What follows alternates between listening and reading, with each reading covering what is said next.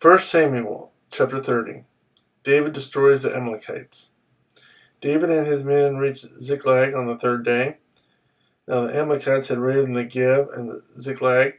They had attacked Ziklag and burned it, and had taken captive the women and all who were in it, both young and old. They killed none of them, but carried them off as they went on their way. When David and his men came to Ziklag, they found it destroyed by fire, and their wives and sons and daughters taken captive. So David and his men wept aloud until they had no strength left to weep. David's two wives had been captured, Ahinoam of Jezreel and Abigail, the widow of Nabal of Carmel. David was greatly distressed because the men were talking of stoning him. Each one was bitter in spirit because of his sons and daughters. But David found strength in the Lord his God.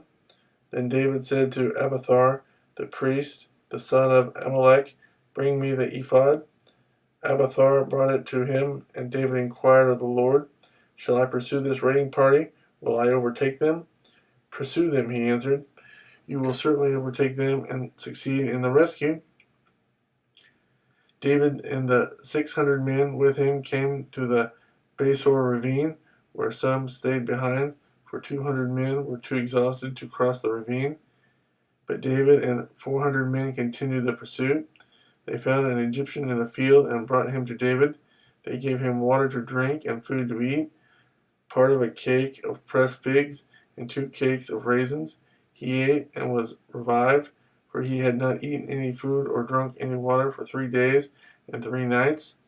David asked him, "To whom do you belong, and where do you come from?" He said, "I am an Egyptian, the slave of an Amalekite. My master abandoned me when I became ill 3 days ago. We raided the Negev of the Kerethites and the territory belonging to Judah and the Negev of Caleb, and we burned Ziklag." David asked him, "Can you lead me down to this raiding party?" He answered, "Swear to me before God that you will not kill me or hand me over to my master, and I will take you down to them." He led David down, and there they were, scattered over the countryside, eating, drinking, and reveling because of the great amount of plunder they had taken from the land of the Philistines and from Judah.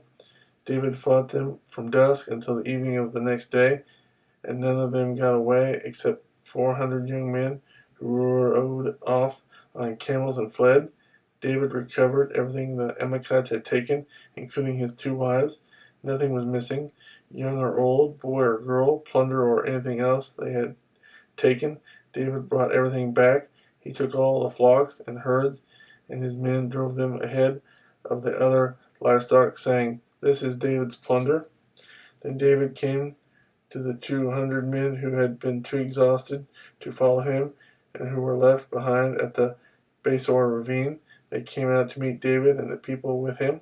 As David and his men approached, he greeted them, but all the evil men and troublemakers among David's followers said, "Because they did not go out with us, we will not share with them the plunder we recovered. However, each man may take his wife and children and go." David replied, "No, my brothers, you must not do that with what the Lord has given us.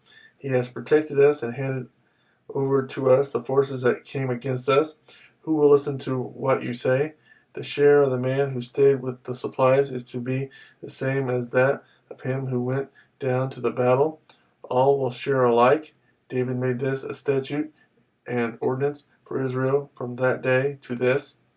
When David arrived in Ziklag, he sent some of the plunder to the elders of Judah, who were his friends, saying, "Here is a present for you from the plunder of the Lord's enemies."